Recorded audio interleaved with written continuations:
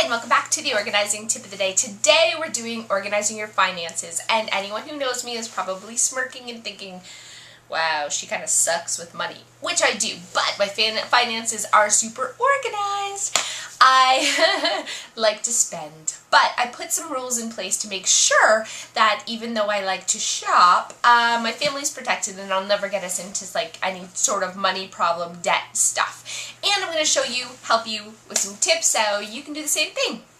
Still spend, but have that little rules in place to make sure that your family's protected from yourself. Okay, so first of all, if you've ever gone on YouTube and like tried to see how to make a budget, it's always some like crazy, boring, crotchety old guy, like this guy. A personal budget is a budget, just like it says, that's personal to you. Every individual has expenses and income. Those are the two items that they have, and hopefully they have more income than expenses, resulting in a net worth. Yeah. Okay. Are you sleeping? Because I'm falling asleep. So seriously, it's hard to like learn about financial stuff because it's all so boring and complicated. So I read a book a couple of years ago called The Wealthy Barber, and it was like a fantastic book. I don't know if it's for kids or whatever, but it's like dumbed down to my level. So reading that book really, really helped me. So I totally recommend, whether you're a genius or not, to read The Wealthy Barber. It talks about my number one rule for organizing your finances, which is, of course, pay yourself first. Super important. And basically what that is, on the day that you get paid, you want to transfer out, and the golden rule generally is 10% into a retirement savings fund. If you can afford to do more, fantastic. But you want to do at least 10%. And that's what we put away. So the day that we get paid, I automatically transfer money into the savings account, and at the end of the year we invest that into an RSP, either self-directed or a mutual fund or whatever we decide at that time. But it's really important. First of all, you want to take advantage of the RSPs, right? The tax savings. And second of all, you don't want to be eating cat food. Like, CPP is like, I don't know, not even as much as social assistance. I worked at a nursing home, and I have to tell you that there was so many people living there who were living there simply because they couldn't afford to live on their own. So they're like, 60-year-olds, 65-year-olds in ward with like people drooling and pooping their pants because they could not afford to live on their own. So I never want to be there. So we put away 10%, and I promise you, you will not miss it. 10% of your net income, which is what's left over after the government steals all your shit for their taxes, is your net income. So you want to take 10% of that and put it away, and do not touch it. 10%. Called paying yourself first, and if you take it out at the beginning, there's none left for you to waste on stupid shit. Second rule of organizing your finances is, now that you've taken away 10%, you kind of also want to, on top of that, have an emergency fund. And we built ours very slowly. We put like a couple $100s a month here and there. Whenever we had extra cash, put it towards our emergency fund until we got to $5,000. And honestly, Joe's company kind of ended, and then he started his new business, so we went a little while there without money. Thank God for an emergency fund. Or our car breaks down, or our washing machine blows up. Sometimes you just need to access money. You don't want to have to use credit. So having an emergency fund, a little soft pillow to land on if ever you need it, is totally a must-have. It comes, if you don't have one, and you're like, I don't know how I'd save money for that, cut out cable. Cut out all the little wonderful things. No more Timmy's coffees. I don't care what you do. It'll all come back when you have an emergency savings, even $1,000 built up.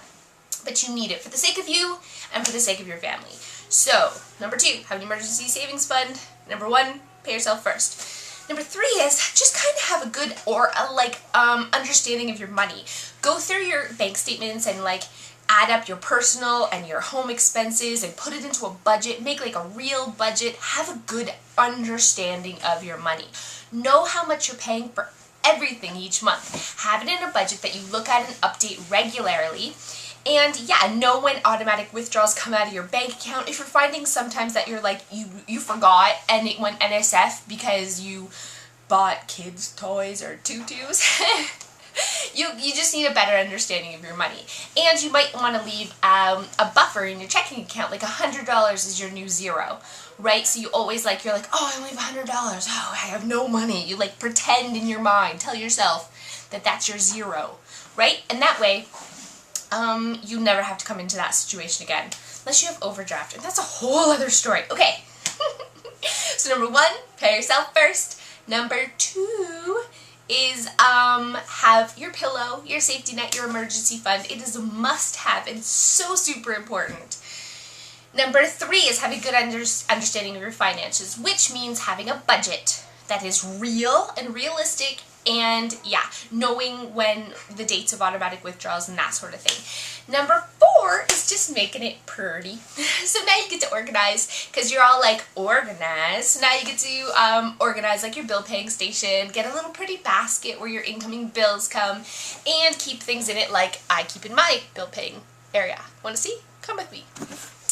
Okay, so this is my checkbook, which I'm hiding because my husband will be like, stop showing people our checkbooks on the internet. Okay, so always have stamps, because sometimes you'll get bills in the mail that you haven't really thought about, and you're like, you know what I mean, like those randoms you get once a year, so you want to mail it in. So you need stamps. Return stickers are very important.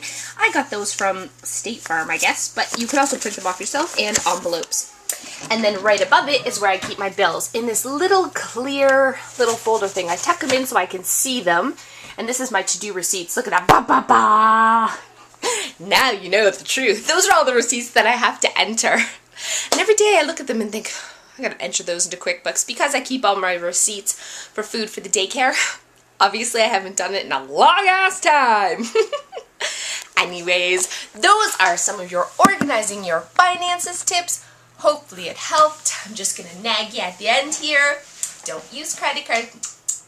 You don't have the money in your bank account. You're not magically gonna get it next month. So don't use credit cards. You're just paying that extra 20% of the money you don't have towards interest. No buy now, pay later. People buy them and they're like, oh, I'm gonna pay it up before the interest starts at the end of the 12 months. Nobody ever really does that, and then you ended up with the interest that's back started to when you first bought the thing. You're paying 3 times too much, and you could have like had it paid by now if you would have just saved the money instead. Yeah, no consumer debt. It's bad. That is my nag. Those are the tips of the day. We'll see you next time.